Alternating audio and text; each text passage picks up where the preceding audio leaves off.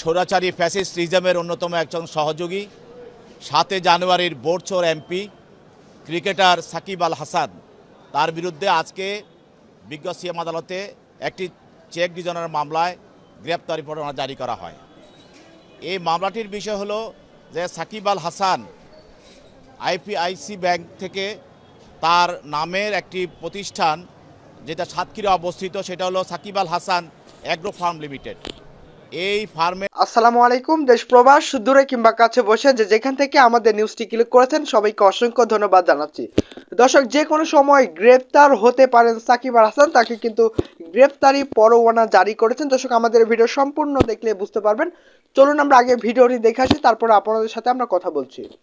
নামে সে 4 কোটি প্রায় 15 লক্ষ টাকা 17 সালে সে ঋণ গ্রহণ করে এবং ঋণ গ্রহণ করার পর সেই ঋণের চুক্তি শর্ত অনুসারে সে ঋণ পরিশোধ করে নাই, যার কারণে সে একজন একজন ডিফল্টার হয়। ডিফল্টার হওয়ার কারণে সে যে চেকগুলো দাখিল করেছিল ব্যাংকে টাকা পরিশোধ করার জন্য, ওই চেকের বিপরীতে ব্যাংক তার বিরুদ্ধে এনআই অ্যাক্টে তার বিরুদ্ধে আজকে চেকের মামলা করে। এই মামলায় দায়েরের পর তার বিরুদ্ধে সমন ইস্যু করা হয় এবং সমন আদালতে উপস্থিত হওয়ার জন্য যে সমনটা দেওয়া হয় সেটা রীতিমতো তার ফার্মের ওখানে জারি করা হয়।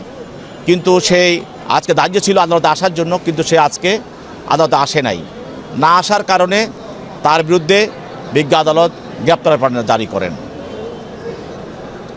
এছাড়াও এই মামলায় আরও অন্যান্য আসামি যারা আছে তারাও আদালতে 2 জন আসামি উপস্থিত হয়ে তারা জামিন নেন। বাকি যারা আসামি আছে তারাও আদালতে আসে নাই, তারাও সমন পেয়েছিল, তাদের বিরুদ্ধেও গ্রেপ্তারি পরোয়ানা বিজ্ঞ আদালত জারি করেন। সাকিব আল হাসানের এই 17 সালে যে 4 কোটি প্রায় 15 লক্ষ টাকা ঋণ নিয়েছে তার ফার্মের নামে, তো এই টাকাটা সে ঋণ নেওয়ার পরে ঋণের যে শর্ত সে পরিশোধ করে নাই। তো তার মতো একজন ক্রিকেটার এবং তার তো টাকার অভাব নেই, তার উচিত ছিল ব্যাংকের সময় মতো ব্যাংকের টাকাটা পরিশোধ করা। তো তার যদি এই অবস্থা হয় তাহলে এই দেশের মানুষ অন্য যারা ঋণ গ্রহণ করে তাদের কি অবস্থা হবে। তো সেখানে বোঝা যাচ্ছে যে এই ফ্যাসিস্টের আমলে কিভাবে অন্যায়ভাবে ঋণ গ্রহণ করা হয়েছে এবং ব্যাংকগুলোকে ঋণ নিয়ে ফ্যাসিস্টের সহযোগীরা তারা ব্যাংকগুলোকে তারা দেউলিয়া করে দিয়েছে এবং অর্থনীতিকে তারা ধ্বংস করার জন্য বিভিন্নভাবে যেভাবে পেরেছে সেভাবে ব্যাংক থেকে লোন নিয়ে তারা ব্যাংকগুলোকে আর্থিকভাবে দেউলিয়া করে ছেড়েছে।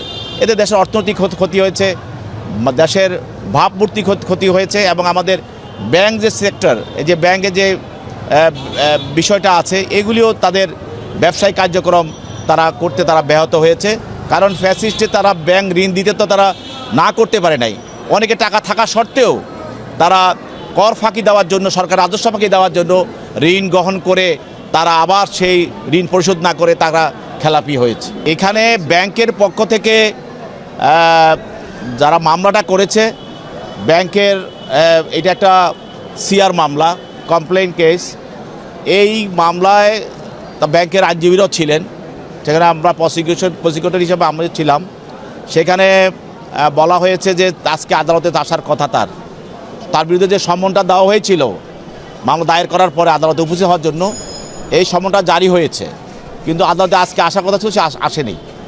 তো স্বাভাবিকভাবে বিচার প্রক্রিয়ার যে নিয়ম, আদালত যদি সমন দিয়ে থাকে আর যদি সমনটা জারি হয় আর দায়ীদারকে যদি আপনি উপস্থিত না হন, তাহলে আপনার বিরুদ্ধে পরবর্তী স্টেপ হলো আপনার বিরুদ্ধে গ্রেপ্তারি পরোয়ানা জারি করা, যে আপনাকে পুলিশ আদালতে ধরে নিয়ে আসবে। এখানে বিষয়টা হলো যখন সাকিব আল হাসানের বিরুদ্ধে যখন গ্রেপ্তারি পরোয়ানা জারি আদেশটা আসলো, স্বাভাবিকভাবে উপস্থিত যারা বিচার প্রার্থী এবং যারা আইনজীবী ছিল তারা এটা কেউ কাম্য করেনি। তারা ধারণা করেছে যে সাকিব হাসান তো সবাই জানে যে অনেক টাকার মালিক, সে ক্রিকেট থেকে অনেক টাকা বিভিন্নভাবে সে অ্যাডভার্টাইজমেন্ট বিভিন্নভাবে সে অনেক টাকার ইনকাম করেছে। তো তার মতো একজন লোক ক্রিকেটার দেশ বিদেশ যাকে চিনে, যার মাধ্যমে দেশে এবং বিদেশে দেশের যে ভাবমূর্তি বৃদ্ধি হওয়ার কথা, তার মতো লোকের বিরুদ্ধে যদি আদালতে ঋণের জন্য গ্রেপ্তারি পরোয়ানা জারি করতে হয়, সেটা দুঃখজনক। এটা সবার ভিতরে একটা স্বাভাবিক তো দর্শক এই ছিল আজকের ভিডিও, আশা করছি সম্পূর্ণ ভিডিও দেখেছেন। দর্শক আসলে সম্পূর্ণ ভিডিও দেখে বুঝতে পেরেছেন আসলে কোন দিক কোন বিষয়টি ইঙ্গিত করছে। দর্শক ইতিমধ্যে যে কোনো সময় গ্রেপ্তার হতে পারেন সাকিব আল হাসান, এমনটাই কিন্তু আপনাদেরকে যেমনটাই দেখাচ্ছিলাম ভিডিওতে। আমাদের এই ভিডিও সম্পর্কে আপনার মূল্যবান মতামত অবশ্যই কমেন্টস করে জানিয়ে দিন। নতুন হলে অবশ্যই সাবস্ক্রাইব করে আমাদের পাশে থাকবেন।